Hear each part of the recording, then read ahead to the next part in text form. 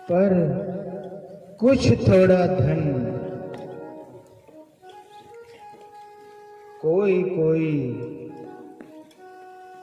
ऐसे आयोजनों में खर्च करता है, 100 रुपया लगाता, 500 रुपया लगाता है और उसका दिया हुआ धन ये पंडाल सजाता है। और फिर जब ये पंडाल सजता है जिसमें राम कथा निकलती है, जिससे हजारों जीवों का कल्याण होता है, वह कौड़ी पवित्र हो जाती है जिसने इसमें देता है। कोई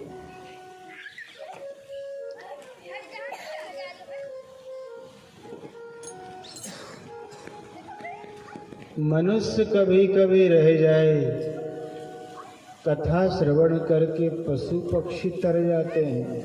ऐसा नहीं है कि मनुष्य ही तरे, पशु पक्षी भी श्रवण करके निकल जाते।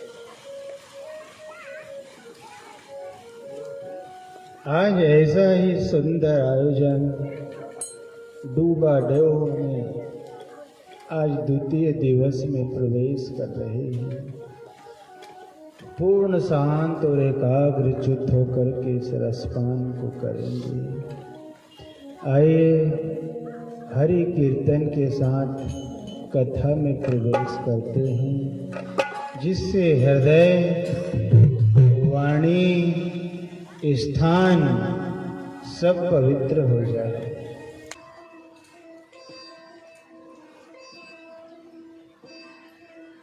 जिसने लगाई निज मस्तक पर उसकी तो तकदीर बनी, धूल तेरे चरणों की सतगुरु, चंदन और अबीर बनी। हे गुरुवर, तेरी कृपा से मेरा तार राम से जुड़ गया।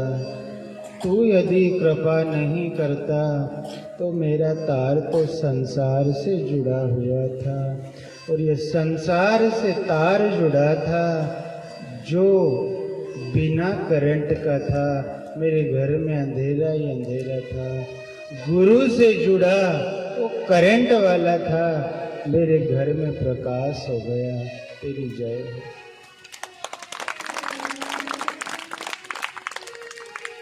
कथा विवेक देती है, कथा ज्ञान देती है, कथा जीवन में कैसे चलना है, कैसे जीना है, इसका विवेक कथा सिखाती है। गुरु के शरण में जाने के बाद रामचरितमानस लिख करके तैयार कर दी। पर रामचरितमानस तो लिखी, पर प्रथम चौपाई जब गोस्वामी जी ने लिखी तो गुरु की वंदना से करी। कथा लिख रहे हैं राम जी की, पर वंदना किसकी कर रहे हैं? गुरु की। गुरु गोविंदो खड़े काके लागू पाऊं, बलिहारी गुरु आपकी गोविंदियो बताए। हे गुरुदेव, बलिहारी आपकी, इसने गोविंद बता दिया। गुरु नहीं होता तो मेरे को गोविंद कहाँ मिलता? गुरु ने बता दिया। इसलिए प्रथम चौपाई, बंदहु गुरु पद पदम परागा, सुरच सुबास सरस अनुरागा, अमिय मोरि मैं चूरण चारु, समन सकल भव रुज परिवारु। मैं परिवार सहित सदगुरु देव भगवान की चरण रज की वंदना करता हूँ।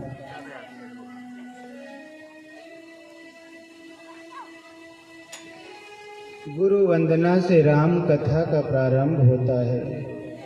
फिर संत की वंदना करी। साधु को गोस्वामी जी ने एक कपास का वृक्ष बताया कि साधु कौन है? एक कपास का वृक्ष है जो खुद अपने लिए नहीं जीता है, वो दूसरे के लिए जीता है।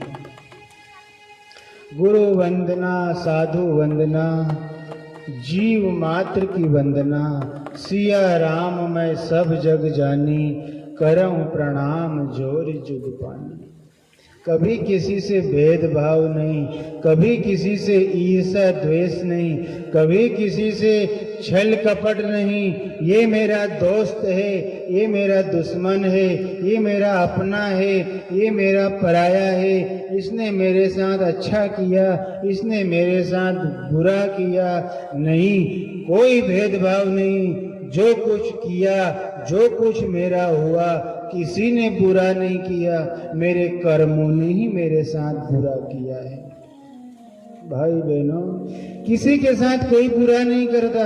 हम बिना मतलब का लोगों से दुश्मनी बना करके रखते हैं। नहीं, हमारे कर्मों ने ही हमारे साथ दगा कर दिया, हमारे कर्मों ने ही हमारे साथ बुरा कर दिया।